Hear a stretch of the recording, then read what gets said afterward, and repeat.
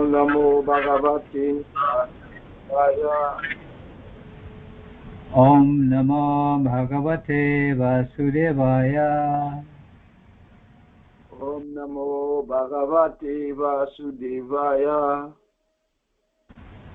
Om Namo Bhagavate Vasudevaya. Om Namo Bhagavate Vasudevaya. Okay. All right, so you can start reading from 32. Yeah, 42. Smart. Please accept my humble obeisance. Jai Vaisnava. Chapter 6, text 42. Bhagavad Gita 6, text 42. Okay. Atmupamyena savatra samam pasyati yo Arjuna sukam vayadiva dukham sayugi paramo mataha. Translation.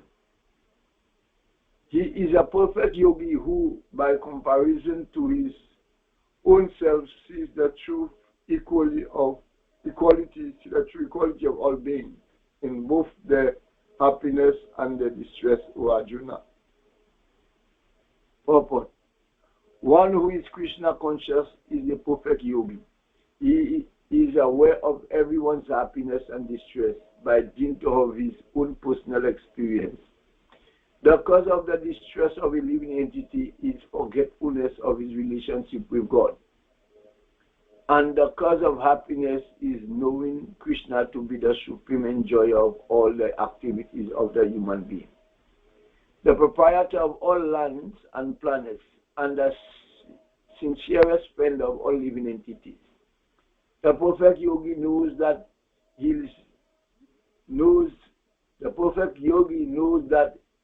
the living being who is conditioned by the moods of material nature is subjected to the threefold material miseries due to forgetfulness of his relationship with Krishna. And because one in Krishna consciousness is happy, he tries to distribute the knowledge of Krishna everywhere. Since the perfect yogi tries to broadcast the importance of becoming Krishna conscious, he is the best philanthropist in the world, and he is the dearest servitor of the Lord. Nacha tasmam manushishu kaschinmi priya krita maha. Bhagavad Gita 1869. In other words, a devotee of the Lord always looks to the welfare of all living entities, and in this way he is factually the friend of everyone. He is the best yogi because he does not desire perfection in yogi for his personal benefit, but tries for others also. He does not envy his fellow living entities. Here is a contrast between a pure devotee of the Lord and a yogi interested only in his personal elevation. The yogi who has withdrawn to a secluded place in order to meditate perfectly may not be as perfect as trying his best to turn every man towards Krishna consciousness. Text 43.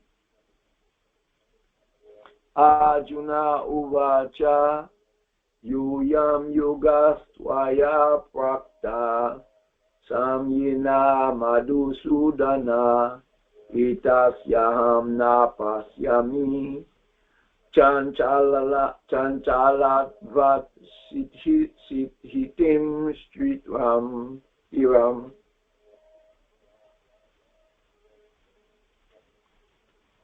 Translation. Arjuna said, O Madhusudana, the system of yogi which you have summarized appears impractical and undurable to me, for the mind is restless and unsteady. Purport.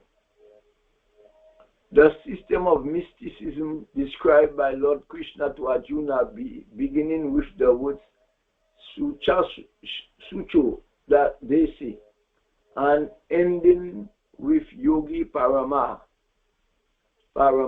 his hair being rejected by Arjuna out of a feeling of inability. It is not possible for an ordinary man to leave home and go to a secluded place in the mountains or jungles to practice yoga in this age of Kali. The present age is characterized by a better struggle for a life of short duration. People are not serious about self-realization even by simple practical means. And what to speak of this difficult yoga system which regulates the mood of the living, the manner of sitting, selection of place, and detachment of the mind from material engagement. As a practical man, Arjuna thought it was impossible to follow this system of yoga, even though he was favorably endowed in many ways. He belonged to the royal family and was highly elevated in terms of numerous qualities.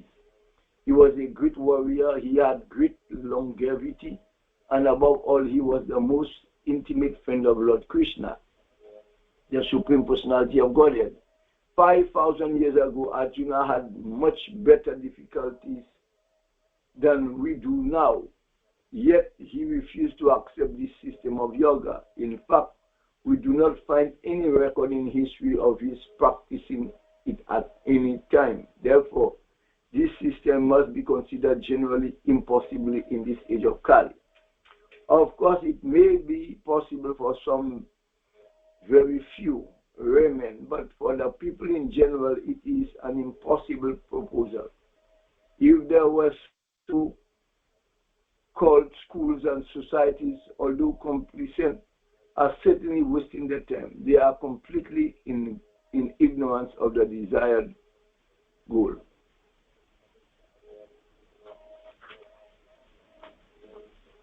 Okay, you can stop there.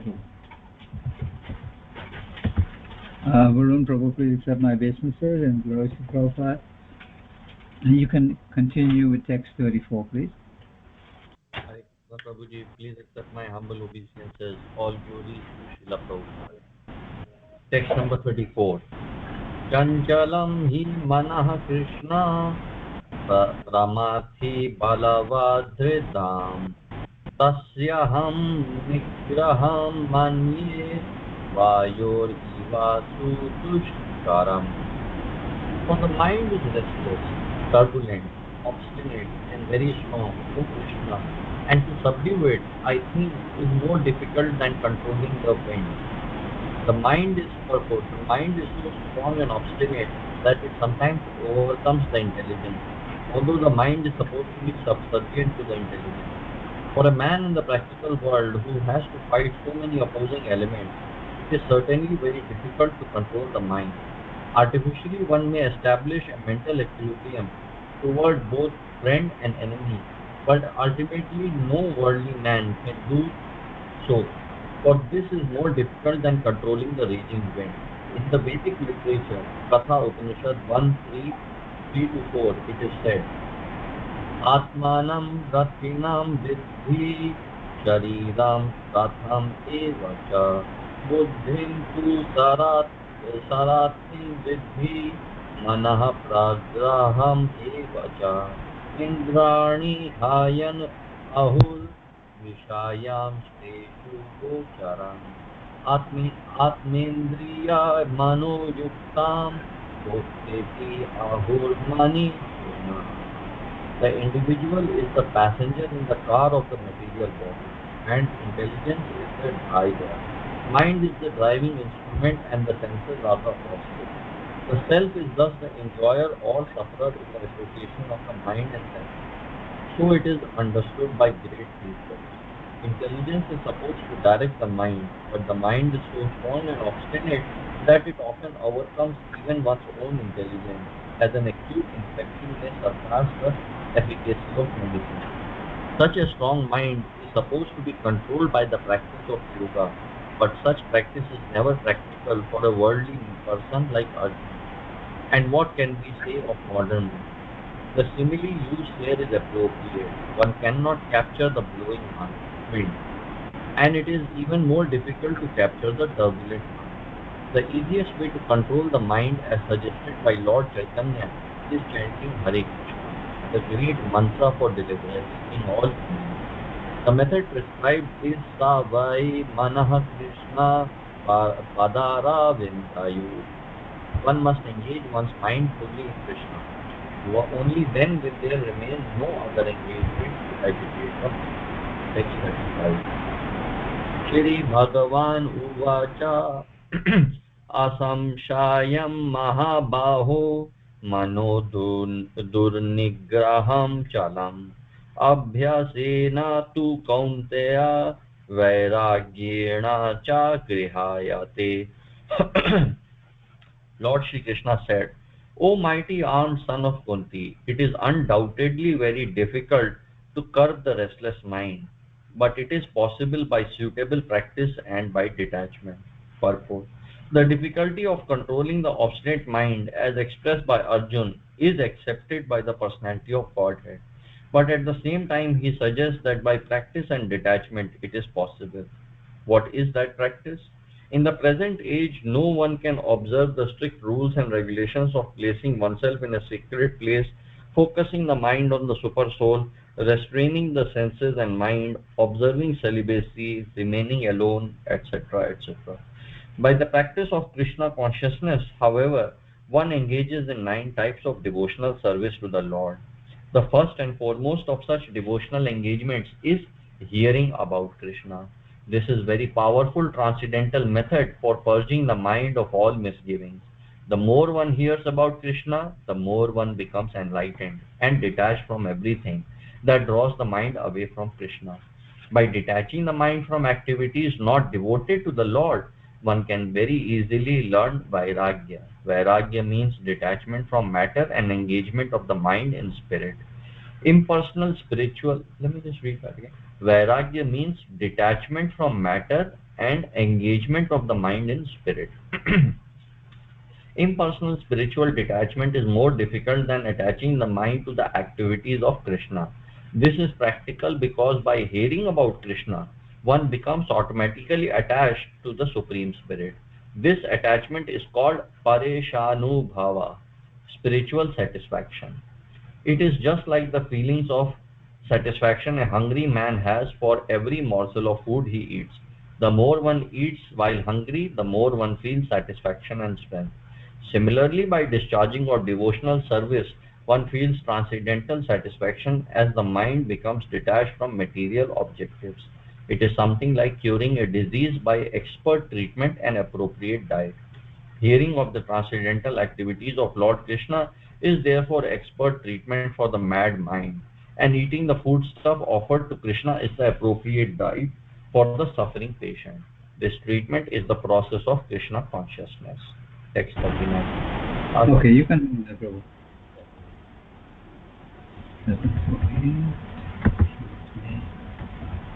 Okay, so continuing with text 36. Asamyatat mana yogo dushprava iti me mati vasyat mana tu yatata sakyo vaptum upayata. For one whose mind is unbridled, self-realization is difficult work. But he whose mind is controlled and who strives by appropriate means is assured of success. That is my opinion. The Supreme Personality of Godhead declares that one who does not accept the proper treatment to detach the mind from material engagement can hardly achieve success in self-realization. Trying to practice yoga while engaging the mind in material enjoyment is like trying to ignite a fire while pouring water on it. Yoga practice without mental control is a waste of time. Such a show of yoga may be materially lucrative, but it is useless as far as spiritual realization is concerned. Therefore, one must control the mind by engaging it constantly in the transcendental loving service of the Lord. Unless one is engaged in Krishna consciousness, he cannot steadily control the mind. A Krishna conscious person easily achieves the result of yoga practice without separate endeavor, but a yoga practitioner cannot achieve success without becoming Krishna conscious. Text 37. Arjuna Uvacha Ayati Shadayo Peto Yoga Chalitamanasa Aprapya Yoga Samsiddhim Kam Gatim Krishna Gachati.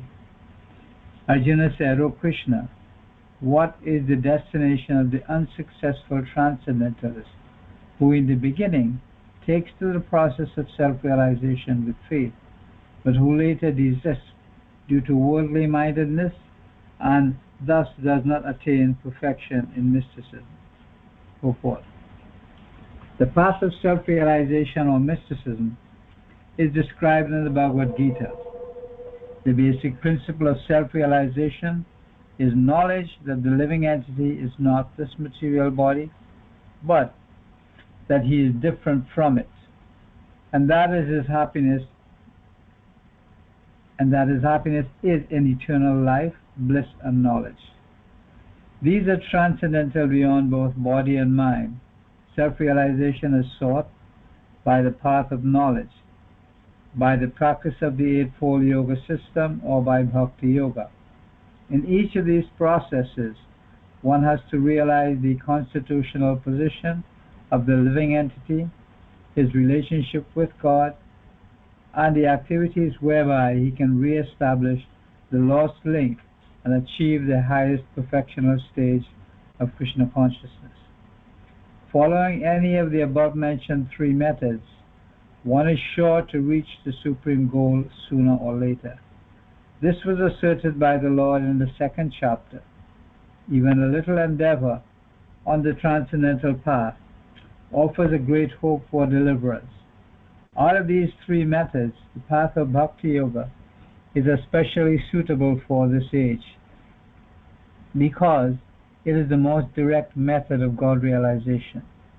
To be doubly assured, Arjuna is asking Lord Krishna to confirm his former statement. One may sincerely accept the path of self-realization, but the process of cultivation of knowledge and the practice of the Eightfold Yoga system are generally difficult for the sage. Therefore, despite constant endeavor, one may fail for many reasons. First of all, one may not be sufficiently serious about following the process. To pursue the transcendental path is more or less to declare war on the illusory energy.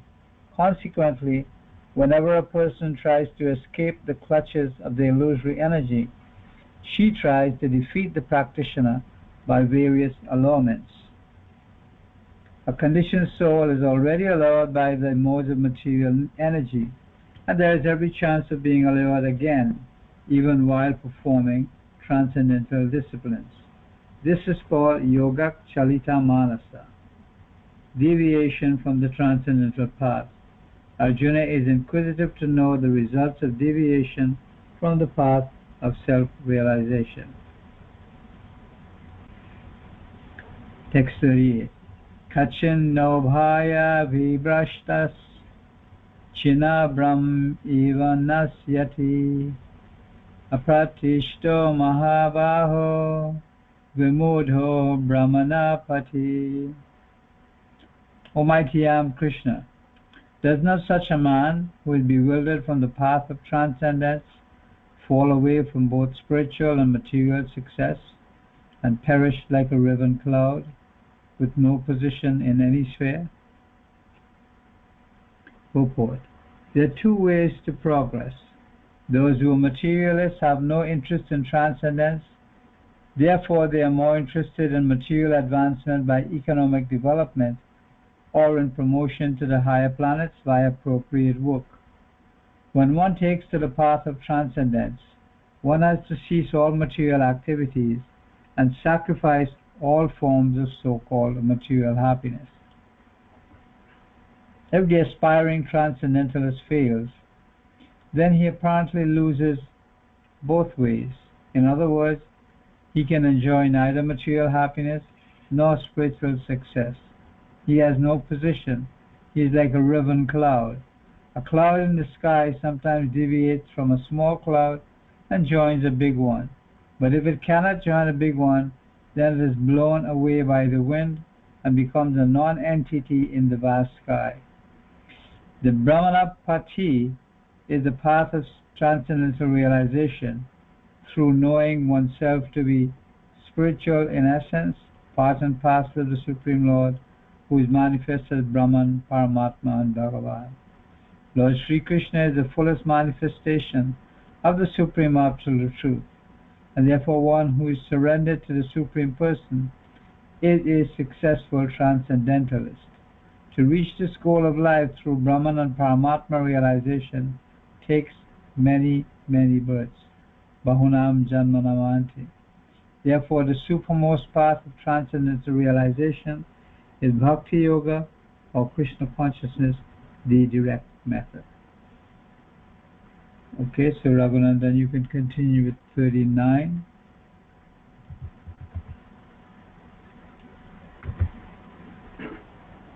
Haribol, step 39. Nitani Samsayam Krishna, Eating Ahasi Asisabda,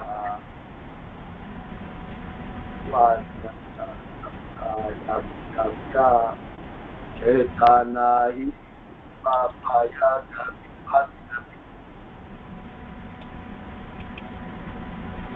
Translation.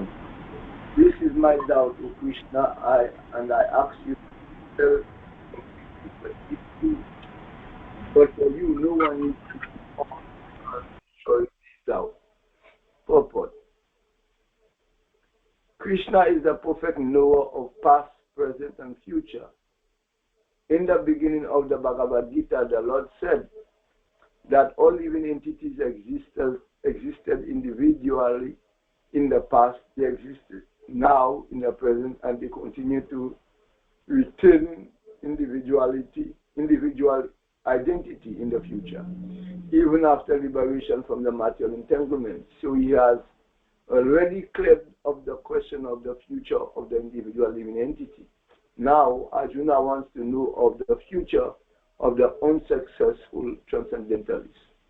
No one is equal to or above Krishna, and certainly the so-called great sages and philosophers who are at the mercy of material nature cannot equal him.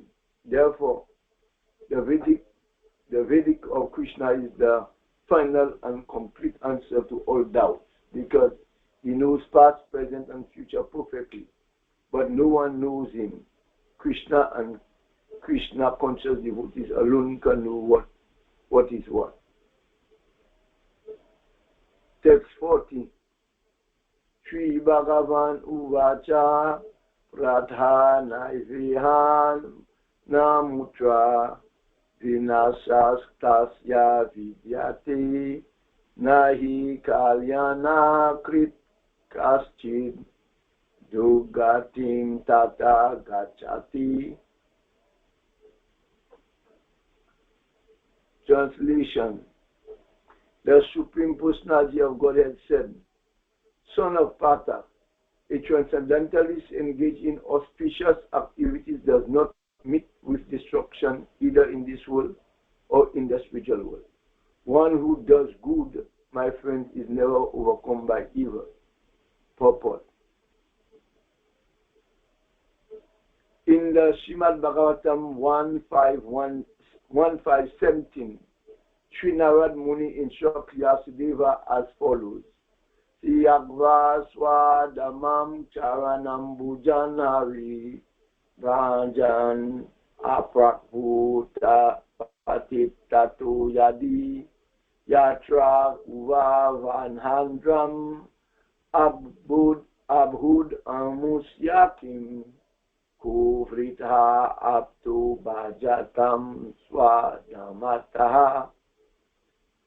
If someone gives up all material prospects and take complete shelter of the Supreme Personality of Godhead, There is no loss or degradation in any way. On the other hand, a non-devotee may fully engage in his occupational. On the other hand, a non-devotee may fully engage in his occupational duties and yet not gain anything. For material prospect, there are many activities, both scriptural and customary. A transcendentalist is supposed to give up all material activities for the sake of spiritual advancement in life. Krishna consciousness. One may argue that by Krishna consciousness, one may attain the highest perfection if it is completed. But if one does not attain such a perfectional stage, then he loses both materially and spiritually. It is enjoined in the scripture that one has to suffer the reaction for not executing prescribed duties. Therefore, one who fails to discharge transcendental activities properly becomes subject to this reaction. The Bhagavatam assures the unsuccessful transcendentalist that there need be no worries, even though he may be subjected to the reaction for not perfectly executing prescribed duties. He is still not a loser because auspicious Krishna consciousness is never forgotten. And one who engage and one so engaged will continue to be so even if he is low-born in the next life. On the other hand, one who simply follows strictly the prescribed duties need not necessarily attain auspicious results if he is lacking in Krishna consciousness. The purport may be understood as follows. Humanity may be divided in two sections, namely the and the non-regulated. Those who are engaged simply in bestial sense gratification without knowledge of the next life or spiritual salvation belong to the non-regulated section. And those who follow the principles of prescribed duties in the scripture are classified amongst the regulated section. The non-regulated section, both civilized and uncivilized, educated and non-educated, strong and weak, are full of animal propensities. Their activities are never auspicious because while enjoying the animal propensities of eating, sleeping, defending, and mating, they perpetually remain in material existence, which is always miserable. On the other hand, those who are regulated by scriptural injunctions and who thus rise gradually to Krishna consciousness certainly progress in life. Those who are following the path of auspiciousness can be divided into three sections, namely one, the followers of scriptural rules and regulations who are enjoying material prosperity. Two, those who are trying to find ultimate liberation from material existence. And three, those who are devotees in Krishna consciousness. Those who are following the rules and regulations of the scripture for material happiness may be further divided into two classes. Those who are fugitive workers and those who desire no food for sense gratification. Those who are after fugitive results for sense gratification may be elevated to a higher standard of life, even to the higher planets. But still, because they are not free from material existence, they are not following the truly auspicious path. The only auspicious activities are those which lead one to liberation. Any activity which is not aimed at ultimate self-realization or liberation from the material bodily conception of life is not at all auspicious. Activity in Krishna consciousness is the only auspicious activity. And anyone who voluntarily accepts all bodily discomforts for the sake of making progress on the path of Krishna consciousness can be called a perfect transcendentalist under severe austerity. And because the Eightfold Yoga system is directed towards the ultimate realization of Krishna consciousness, such practice is also auspicious, and no one who is trying his best in this matter need fear degradation. Okay, so you can hold. Uh, Varun Prabhu, you So can continue from text 41. Yeah, you can stop there. Text 41. Prapya punya kritam lokan ushitva shashvatai samah shuchinam shrimatam dehe yoga bhrashto bhijayate. The unsuccessful yogi, after many years of enjoyment on the planets of the pious living entities, is born into a family of righteous family or into a family of rich aristocracy. Purport. The unsuccessful yogis are divided into two classes. One is fallen after very little progress, and one is fallen after long practice of yoga. The yogi who falls after a short period of practice goes to the higher planets, where pious living entities are allowed to enter. After prolonged life there, one is sent back again to this planet to take birth in the family of a righteous Brahman Vaisnava or of aristocratic merchants. The real purpose of yoga practice is to achieve the highest perfection of Krishna consciousness, as explained in the last verse of this chapter. But those who do not persevere to such an extent and who fail because of material allurements are allowed, by the grace of the Lord, to make full utilization of their mental material propensities. And after that, they are given opportunities to live prosperous lives in righteous or aristocratic families. Those who are born in such families may take advantage of the facilities and try to elevate themselves to full Krishna consciousness. Text 42. Atha va yoginam eva kule bhavati dhimatam etadhi durlabhataram loke janma yad idrisham. Or, if unsuccessful after long practice of yoga, he takes his birth in a family of transcendentalists who are surely great in wisdom. Certainly, such a birth is rare in this world. Purport. Birth in a family of yogis or transcendentalists, those with great wisdom, is praised herein, because the child born in such a family receives a spiritual impetus from the very beginning of his life. It is especially the case in the Acharya or Goswami families. Such families are very learned and devoted by tradition and training, and thus they become spiritual masters. In India, there are many such Acharya families, but they have now degenerated due to insufficient education and training. By the grace of the Lord, there are still families that foster transcendentalist generation after generation. It is certainly very fortunate to take birth in such families. Fortunately, both our spiritual master Om Vishnupada Shri Srimad Bhakti Siddhanta Saraswati Goswami Maharaj and our humble self had the opportunity to take birth in such families by the grace of the Lord. And both of us were trained in the devotional service of the Lord from the very beginning of our lives. Later on, we met by the order of the transcendental system. Text 43. Tatra tam buddhi samyogam labhate paurva dehikam yatate cha tato bhuyah samsiddhao kuru nandana. On taking such a birth, he revives the divine consciousness of his previous life, and he again tries to make further progress in order to achieve complete success, O son of Kuru. Purport. King Bharat, King Bharat, who took his third birth in the family of a good Brahman, is an example of good birth for the revival of previous transcendental consciousness. King Bharat was the emperor of the world, and since his time, this planet has been known among the demigods as Bharatvarsh.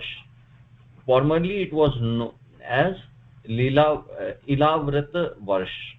The emperor at any the emperor at an early age retired from spiritual perfection but failed to achieve success. In his next life, he took birth in the family of good Brahman, as was known as Jada Bharat, because he always remained secluded and did not talk to anyone. And later on, he was discovered as the greatest transcendentalist by King Rahugana. From his life, it is understood that transcendental endeavors or the practice of yoga never go in vain. By the grace of the Lord, the transcendentalist gets repeated opportunities for complete perfection in Krishna consciousness. Text 44. Purvabhyasena tayanaiva hriyate hye avashosti saha जिज्ञासुर अपि योगस्य शब्द ब्रह्माति वर्तते. By virtue of the divine consciousness of his previous life, he automatically becomes attracted to the yogic principles, even without seeking them. Such an inquisitive transcendentalist stands always above the ritualistic principles of the scriptures. Purport. Advanced yogis are not very much attracted to the rituals of the scriptures, but they automatically become attracted to the yoga principles, which can elevate them to complete Krishna consciousness, the highest yoga perfection. In the Srimad Bhagavatam 3:33-7, such disregard of Vedic rituals by the advanced transcendentalist is explained as follows. Aho bata shva pacho to garyan yaj jiva gre vartate nama tubhyam te pustapaste juhuvuhu sasnur adya brahmanuchur nama grinanti yete. O my Lord, persons who chant the holy names of your Lordship are far, far advanced in spiritual life, even if born in families of dog eaters. Such chanters have undoubtedly performed all kinds of austerities and sacrifices, bathed in all sacred places, and finished all scriptural studies. The famous example of this was presented by Lord Chaitanya, who accepted Thakur Haridas as one of his most important disciples. Although Thakur Haridas happened to take his birth in a Muslim family, he was elevated to the post of Namacharya by Lord Chaitanya due to his rigidly attended principle of chanting 300,000 holy names of the Lord daily. Hare Krishna, Krishna Krishna, Hare Hare, Hare Rama, Rama Rama, Hare Hare.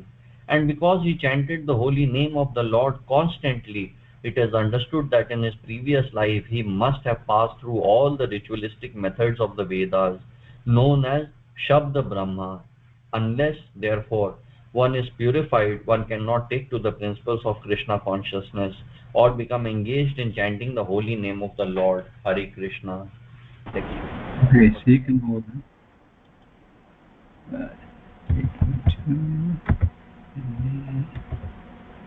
Alright, so continuing from text 45. Prayatnadi yata manastu yogi samshuddha kilvisha aneka janma samsiddhas tato yati param gatim.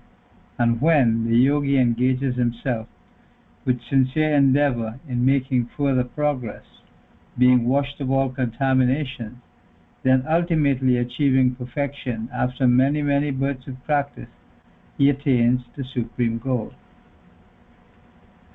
A person born in a particularly religious, aristocratic, or sacred family becomes conscious of his favorable condition for executing yoga practice.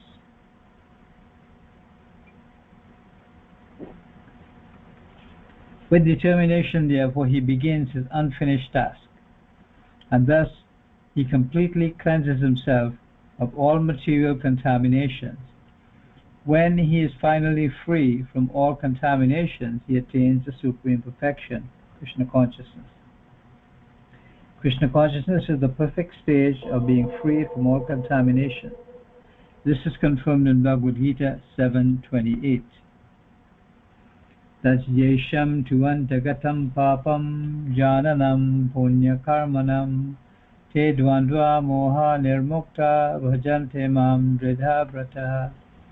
After many, many births of executing pious activities, when one is completely freed from all contaminations and from all illusory dualities one becomes engaged in the transcendental loving service of the Lord.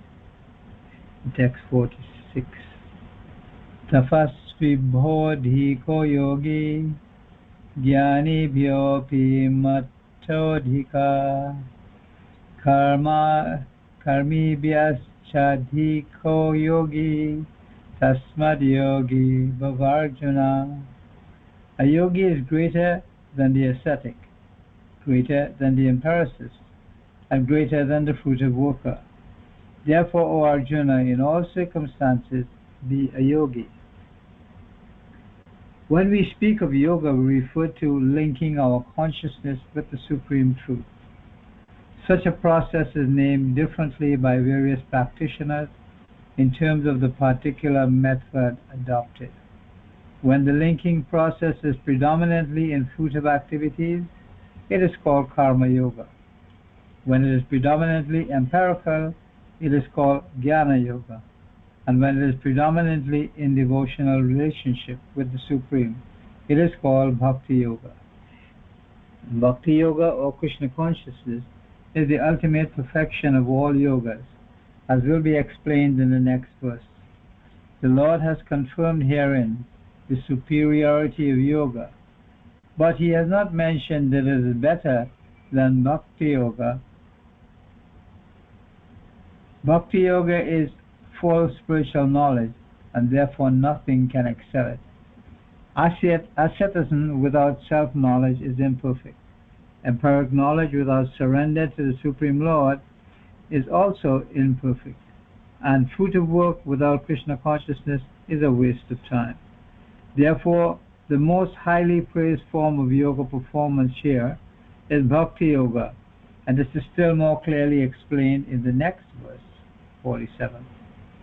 Yoginam api sarvesham matgatenantaratmana Shadavan bhajate yomam same yukta tamo mata. And of all yogis, the one with great faith who always abides in me, thinks of me within himself, and renders transcendental loving service to me, he is most intimately united with me in yoga and is the highest of all. That is my opinion. Purport. The word bhajate is significant here. Bhajate has its root in the verb bhaj, which is used when there is need of service. The English word worship cannot be used in the same sense as bhaj. Worship means to adore or show respect and honor to the worthy one. But service with love and faith is especially meant for the Supreme Personality of Godhead. One can avoid worshipping a respectable man or a demigod and may be called discourteous, but one cannot avoid serving the Supreme Lord without being thoroughly condemned. Every living entity is part and parcel of the Supreme Personality of Godhead, and thus every living entity is intended to serve the Supreme Lord by his own constitution. Failing to do this, he falls down. The Bhagavatam 11.5.3 confirms this as follows. Ya esham purusham sakshad atma prabhavam ishvaram na bhajanti avajananti shtanad brashta patanti yada. Anyone who does not render service and neglects his duty unto the primeval Lord, who is the source of all living entities, will certainly fall down from his constitutional position. In this verse, the word bhajanti is used. Therefore, bhajanti is applicable to the Supreme Lord only, whereas the word worship can be applied to the demigods or to any other common living entity. The word avajananti used in this verse of Srimad Bhagavatam is also found in the Bhagavad Gita, avajananti ma mudha. Only the fools and rascals deride the Supreme Personality of Godhead, Lord Krishna. Such fools take it upon themselves to write commentaries on the Bhagavad Gita without an attitude of service to the Lord. Consequently, they cannot properly distinguish between the word bhajanti and the word worship. The culmination of all kinds of yoga practices lies in bhakti yoga.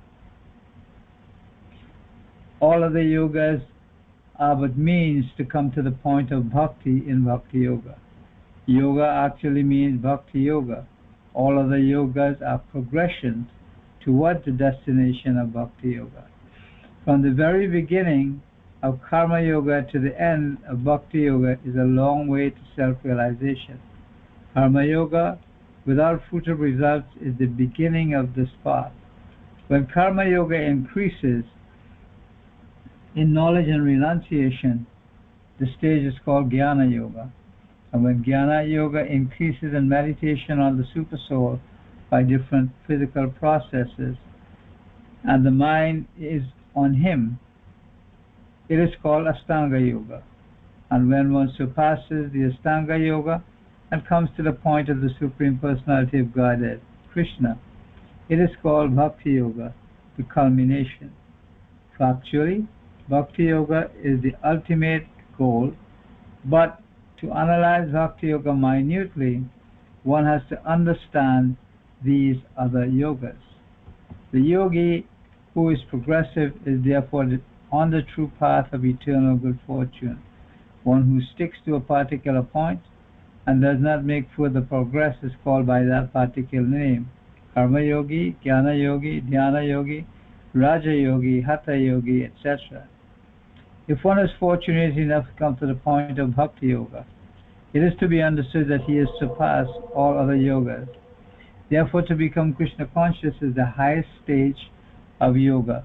Just as when we speak of a Himalayan, we refer to the world's highest mountains, of which the highest peak is Mount Everest.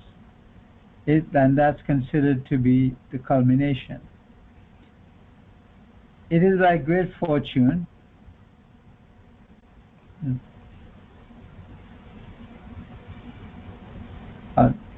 let me stop here and Raghunath, you can continue with this book. This is the last verse in the chapter, so go ahead.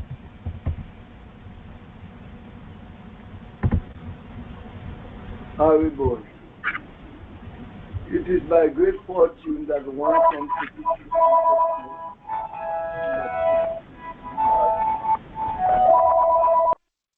into the Vedic direction. The ideal yogi concentrates his attention on Krishna, who is called Shyamasundara, who is as beautifully colored as a cloud, whose lotus-like face is as effulgent as the sun, whose dress is brilliant with jewels, and whose body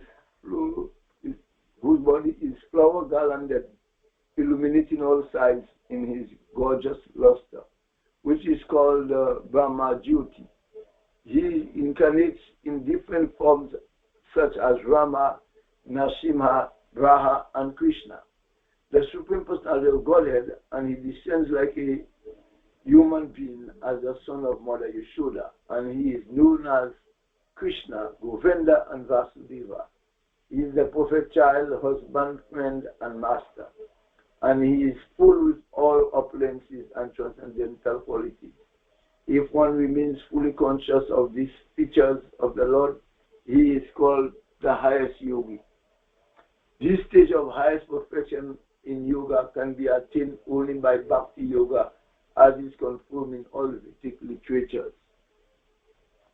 Yasya Devi Para Bhakti Yatha Devi Tatha Guru Tasyaiti Kanitahi Atha Prakasanti Mahatmanaha. Only unto those great souls who have implicit faith in both the Lord and the spiritual masters are all the imports of Vedic knowledge automatically revealed. Sritasvatara Upanishad 6:23. Bhakti asya bhajanam tad iham mutra padhi nairasyenam musmin manaha kalpanam itad iva naishkamyam bhakti mit bhakti means devotional service to the Lord which is free from desires for material profit, either in this life or in the next. devoid of such inclinations, one should fully absorb the mind in the Supreme. That is the purpose of Nishkamya, Gopal Tapani Upanishad 1.15. These are some of the means for performance of bhakti, of Krishna consciousness, the highest perfectional stage of the yoga system. Thus ends the Bhaktivedanta purport to the 6th chapter of the Srimad Bhagavad Gita in the matter of Dhyana Yoga. Okay. Chapter 7.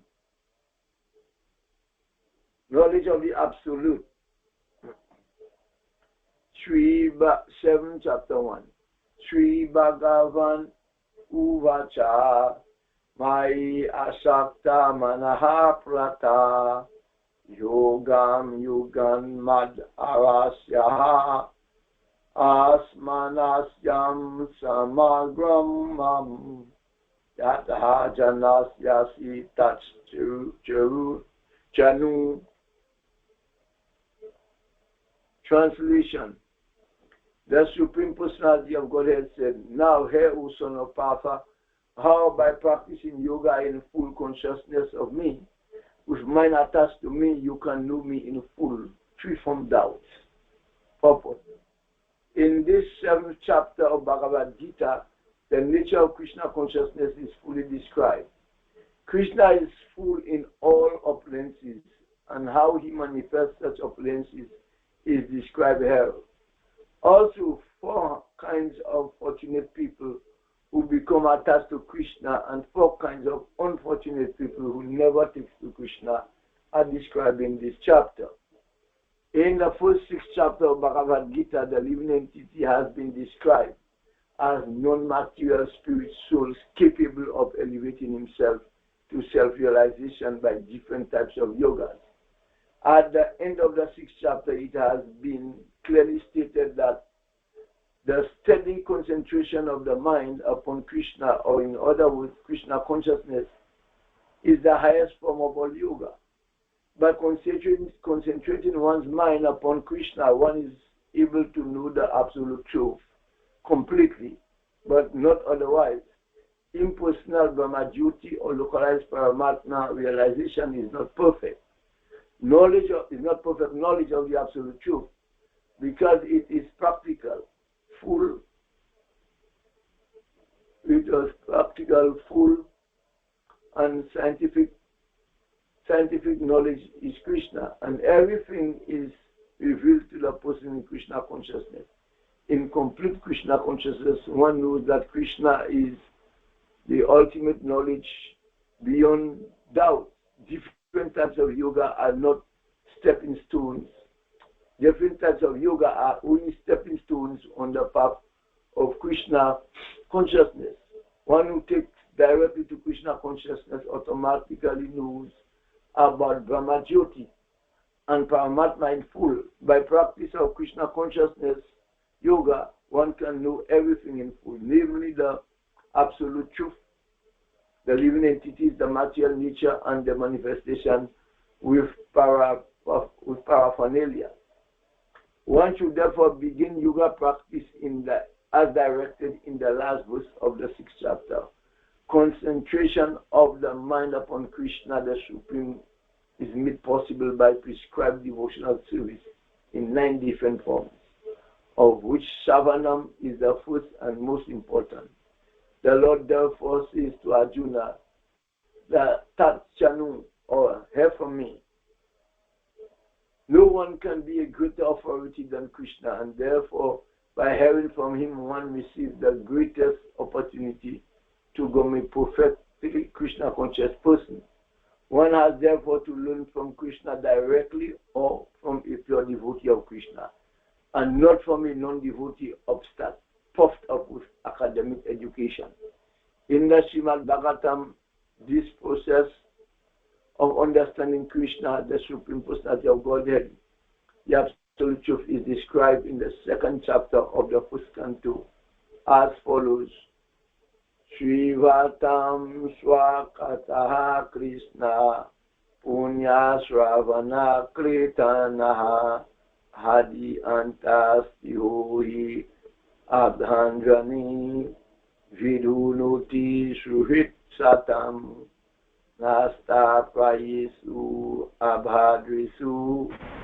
Okay, let's stop there tonight, because that's a little bit long. Okay. Okay, so we will start in the purport to that verse, which is text 1. All right. Okay. All right. So basically, we're going to be starting with knowledge of the Absolute. So, the perfect yogi knows that the living entity who is conditioned by the modes of material nature is subjected to the threefold miseries, and that's due to his forgetfulness of his relationship with Krishna. So because one is in Krishna consciousness and because he is happy, he tries to distribute the knowledge of Krishna everywhere. And since that perfect yogi tries to broadcast the importance of becoming Krishna conscious, he is the best philanthropist in the world and he is the dearest servitor of the Lord. So, basically, devotees try to understand this process of Krishna consciousness so that they can go ahead and preach it to others and spread this knowledge of Krishna consciousness and give everyone that happiness of Krishna. And since that yogi tries to broadcast the importance of becoming Krishna conscious, he is the best philanthropist. All the philanthropists that we know who give all kind of foodstuffs and clothing and help with medical situations, they're not the best transcendentalists. The best transcendentalist is the one who can assist you in coming out of Maya. And also, in addition to that, he is the dearest servitor of the Lord. So the Lord especially likes that. So the more we can try to understand this philosophy properly, and we could actually preach it to others, that way we will become the dearest servitor of the Supreme Lord. So a devotee of the Lord always looks toward the welfare of all living entities. And in this way he is factually the friend of everyone. He is also the best yogi because he does not desire perfection in yoga for his personal benefit, but tries for others also. So he is not putting himself on a platform and saying that I deserve this, I deserve that because of my devotional status. He is doing it for the service of Krishna, not for his personal benefit. And in that way he tries to help others also. Then he doesn't envy his fellow living entities. So that envy can take place everywhere. And we have to be very careful not to become envious. Now, this is a contrast between a pure devotee of the Lord and a yogi interested only in personal elevation. So the yogi who wants to withdraw to a secluded place in order to meditate perfectly may not be as perfect as a devotee who is trying his best to turn every man toward Krishna consciousness. So again, Prabhupada is emphasizing the preaching of this Krishna consciousness movement. And he gave us the easy way, which is the distribution of books. Arjuna said, "O Madhusudan, this system of yoga which you have summarized appears impractical and unendurable for me, for the mind is restless and unsteady."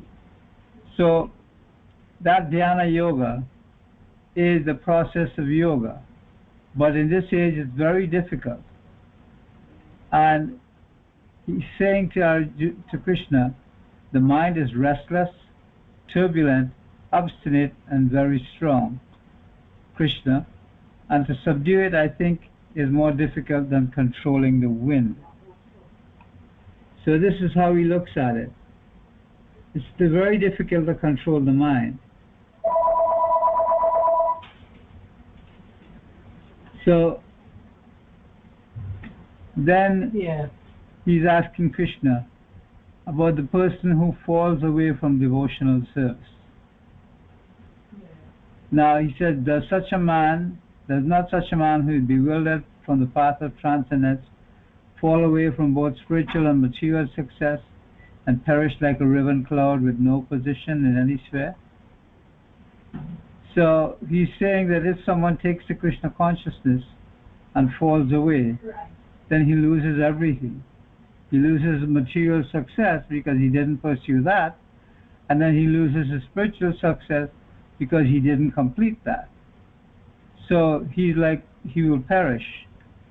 But the personality of Godhead says, O son of Pritha, a transcendentalist engaged in auspicious activities does not meet with destruction either in this world or in the spiritual world. One who does good, my friend, is never overcome by evil. So we can be satisfied that by practice of devotional service, we are not missing out on any material success. So even though we might fall away from devotional service, we still will not lose the engagement in devotional service. And here it is said that the unsuccessful yogi, after many, many years of enjoyment on the planets of the pious living entities, like the heavenly planets, is born into the family of righteous people or into a family of rich aristocracy.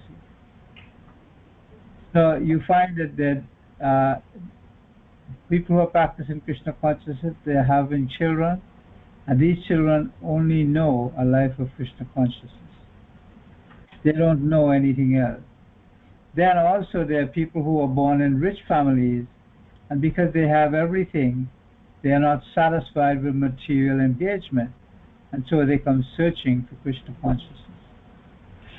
So they're talking about the Acharya families. There are many such Acharya families who actually were born properly in the right place, from the right family, and they became the Acharyas. But here Prabhupada is saying they have now degenerated due to insufficient education and training. So in Krishna consciousness, this is important: education and training. One must be willing to accept the education of Krishna consciousness and to accept the training in Krishna consciousness. So earlier on, when devotees joined the temples, they did the most menial services, and they did that for quite a long time, and they didn't complain that they were not getting to do certain services, because they understood that these elder devotees actually had their best interest at heart. In that way, they were taking the training properly, and the training is very, very important. Here it said that culminations of all kinds of yoga practices lie in Bhakti Yoga. All the other yogas are means to come to the point of Bhakti in Bhakti Yoga. And yoga actually means Bhakti Yoga, and all other yogas like Jnana Yoga, Dhyana Yoga, Sanga Yoga, they're meant to bring one to the position of Bhakti Yoga. So it says that only those who have implicit faith in both the Lord and the spiritual master